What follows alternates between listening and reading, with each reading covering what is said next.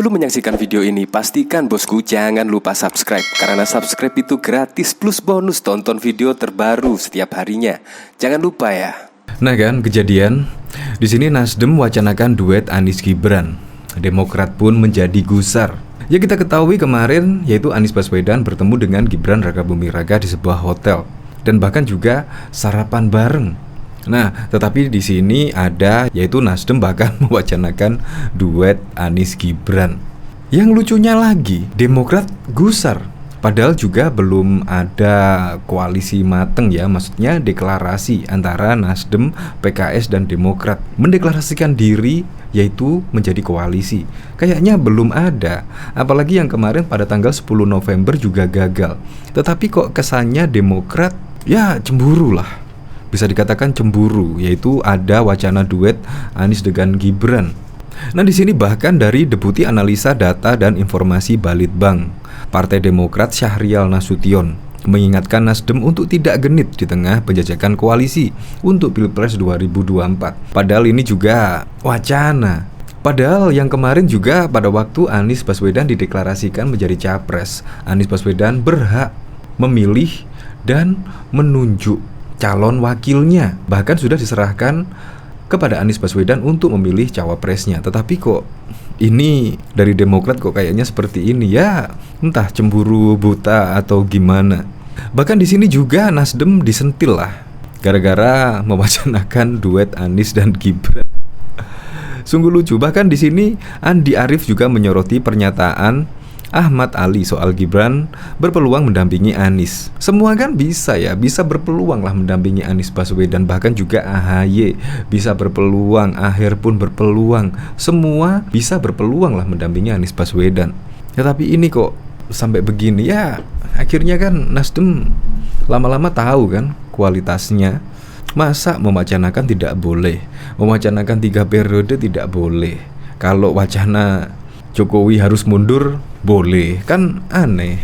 Bahkan ada berita yang lalu-lalu di sini juga nampak lah Demokrat itu pede, sangat pede sekali bahwa Anies Baswedan itu akan menunjuk AHY. Karena hasil survei ketika Anies berpasangan dengan AHY itu dalam survei tertinggi, yaitu sih surveinya di DKI Jakarta. Kalau di 34 provinsi ya tidak tahu lagi. Bahkan di setiap survei elektabilitas Ganjar Pranowo selalu unggul. Siapapun cawapres Ganjar Pranowo ya bisa dipastikan akan menang di lembaga survei yang beredar.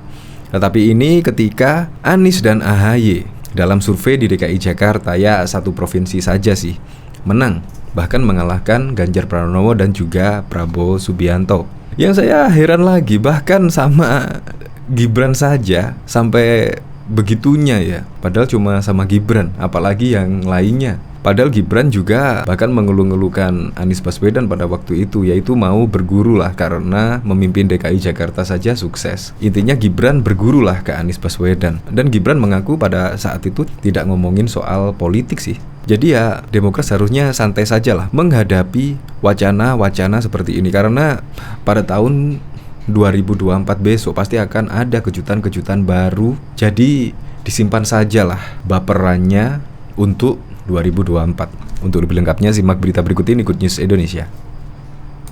Deputi Analisa Data dan Informasi Balitbang DPP Demokrat Syahrial Nasution mengingatkan Nasdem untuk tidak genit di tengah penjajakan koalisi untuk Pilpres 2024. Pernyataan itu disampaikan Syahrial merespon langkah salah satu elit Partai Nasdem yang mewacanakan duet mantan Gubernur DKI Jakarta Anies Baswedan dan Wali Kota Solo Gibran Rakabuming Raka untuk diusung menjadi pasangan calon presiden, wakil presiden, capres, cawapres di pemilu 2024 mendatang. Menurutnya, mewacanakan duet Anies Gibran sudah keluar dari platform perubahan dan perbaikan yang sudah disepakati dalam penjajakan koalisi antara Partai Demokrat, Partai Nasdem, dan juga PKS. Syahrial juga mengingatkan, sikap genit dalam berpolitik bisa melahirkan ketidakpercayaan publik.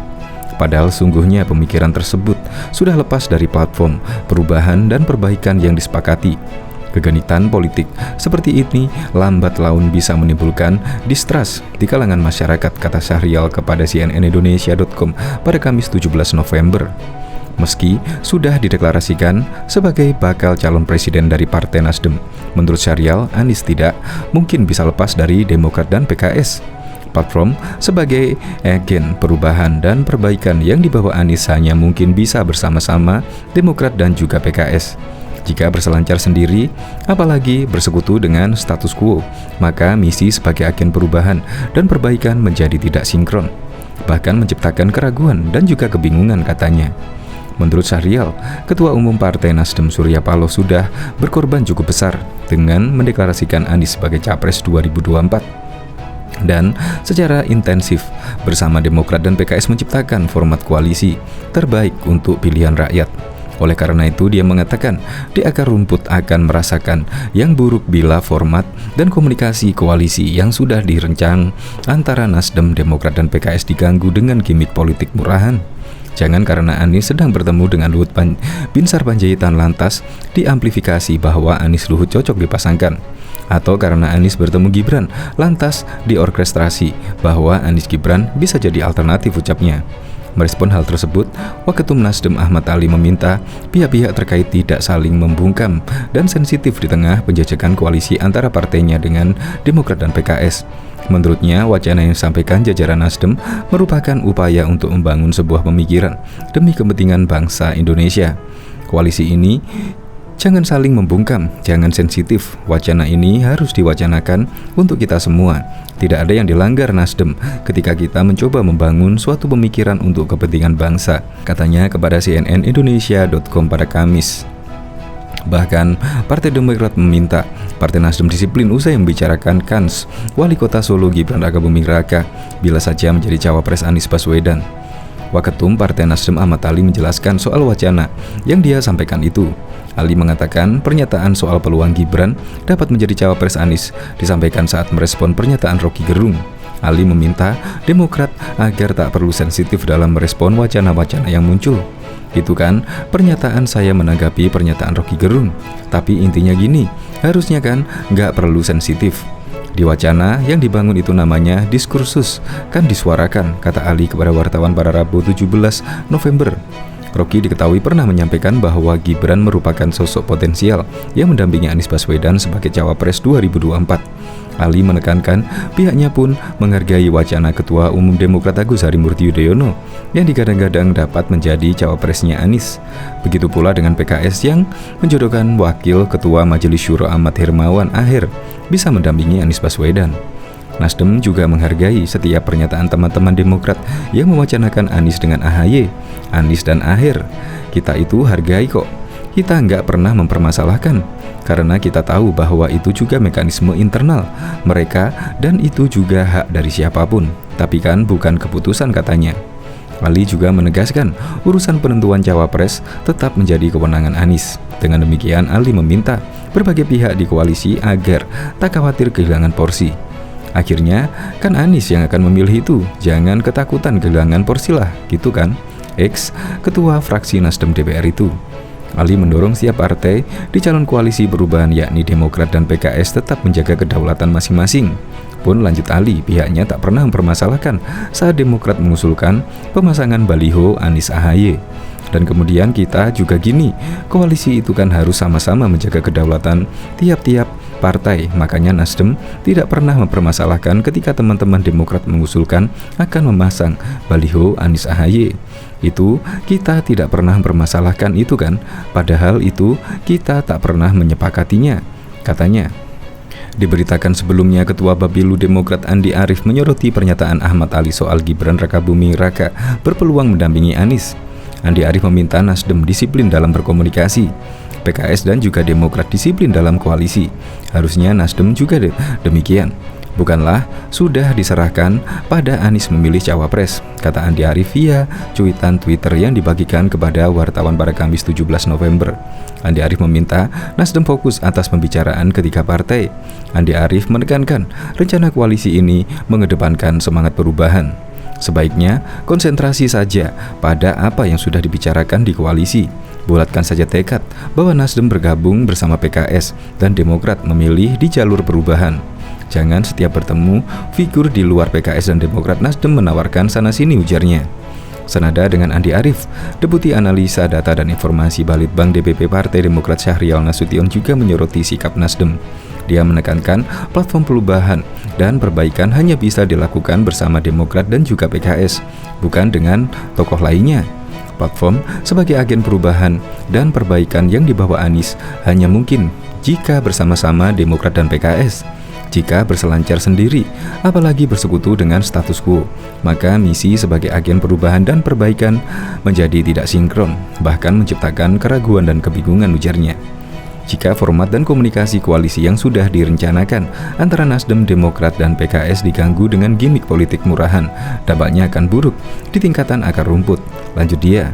Syahrial pun meminta Nasdem berhenti mencocok-cocokkan setiap figur yang bertemu dengan Anies Baswedan.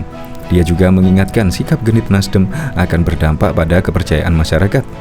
Jangan karena Anies sedang bertemu dengan Luhut Binsar Panjaitan lantas diamplifikasi bahwa Anies Luhut cocok dipasangkan, atau karena Anies ketemu Gibran lantas diorkestrasi bahwa Anies Gibran bisa jadi alternatif.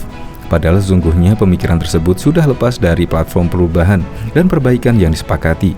Kegenikan politik seperti ini lambat laun bisa menimbulkan distrust di kalangan masyarakat, tegasnya. Padahal diketahui Partai Demokrat percaya diri duet Anies Baswedan Agus Harimurti Yudhoyono tak tertandingi jelas Pilpres 2024 merujuk hasil lembaga survei. Begini kekuatan Anies AHY maupun proyeksi duet Anies AHY di beberapa survei terkini. Kami juga mendapat banyak informasi lembaga-lembaga survei kalau bicara pasangan Anies AHY itu misalnya hampir tanpa tanding. Ini katanya nih, kata lembaga survei besar ya, kata Kepala Badan Komunikasi Strategis Partai Demokrat Hersaki Mahindra Putra di kantor DPP Demokrat pada Jakarta Pusat Kamis 29 September 2022. Hersaki mengatakan hal tersebut tentu akan menjadi pertimbangan Partai Demokrat untuk mengusung duet Anies AHY di 2024. Kendati demikian, ini akan dikomunikasikan terlebih dahulu dengan partai politik calon mitra koalisi. Tentu, ini jadi bahan pertimbangan, tapi lagi-lagi kalau kami nanti akan diskusikan komunikasikan dengan semua para parpol sahabat calon mitra koalisi, kata dia. Center for Strategic and International Study juga merilis hasil survei terhadap elektabilitas calon presiden jika dipilih oleh pemilih muda berusia 17 hingga 39 tahun.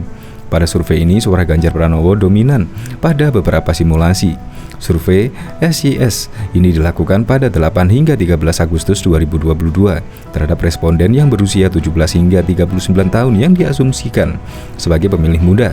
Penarikan sampel menggunakan multi-stage random sampling terhadap 1.200 responden di 34 provinsi. Margin of error sebanyak 2,84% dengan tingkat kepercayaan 95%. Berikut hasil survei. Pertanyaan bila pemilu presiden dilaksanakan hari ini, manakah di antara nama-nama tokoh ini yang akan Anda pilih sebagai Presiden Republik Indonesia? Ganjar Pranowo 25%, Prabowo Subianto 19%, Anies Baswedan 18%, Ridwan Kamil 16%, Sandiaga Uno 4%. Hasil simulasi 7 nama, Ganjar Pranowo 26,9%, Prabowo Subianto 20%, Anies Baswedan 19%, Ridwan Kamil 7,5%. Hasil simulasi 3 nama, Ganjar Pranowo 33,3%, Anies Baswedan 27,5%, Prabowo Subianto 25,7%. Lembaga Survei Indonesia merilis hasil survei elektabilitas kandidat calon presiden. Survei yang diselenggarakan pada 13 hingga 31 Agustus 2022. Sebanyak 1.220 responden dipilih secara acak dengan menggunakan metode multi-stage random sampling dengan margin of error kurang lebih 2,9% pada tingkat kepercayaan 95%. Wawancara dilakukan secara tatap muka dengan pewawancara yang telah dilatih. Berdasarkan simulasi 19 nama semi terbuka, Ganjar Pranowo berada di posisi teratas dengan elektabilitas 24,5%. Sedangkan posisi kedua ditempati Ketua Umum Gerindra Prabowo Subianto dengan 21,3%. Sementara itu, di posisi ketiga ada Anies Baswedan dengan angka 19,3%. Dan di posisi keempat ada Ridwan Kamil dengan angka 10,4%. Sementara itu, Puan Maharani dengan angka 1,3%.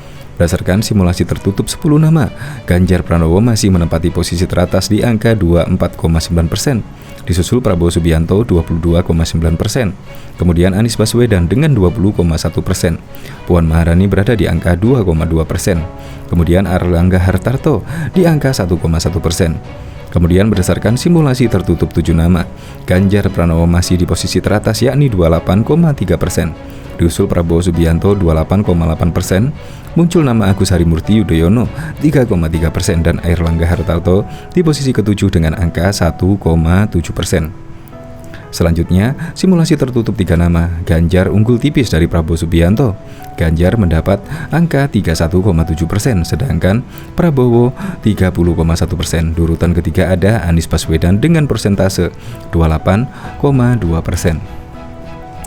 Bahkan hasil survei Institute for Democracy dan Strategic Affairs terkait pemilihan Presiden Pilpres 2024 menunjukkan duet Anies Baswedan bersama Ketua Umum Partai Demokrat Agus Harimurti Yudhoyono unggul di DKI Jakarta.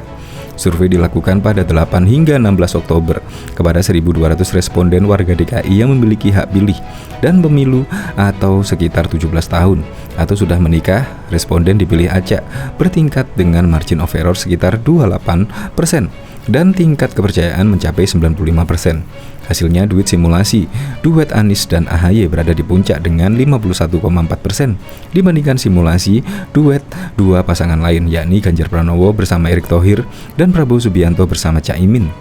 Ganjar Erick berada di peringkat kedua dengan 25,4%, sementara itu Prabowo Caimin mengikuti dengan 66,6%. Survei Indostrategic menunjukkan simulasi Anies bersama AHY mendapatkan dukungan dari mayoritas pemilih partai koalisi pemerintah seperti Gerindra, Golkar, PAN, PKB, dan P3.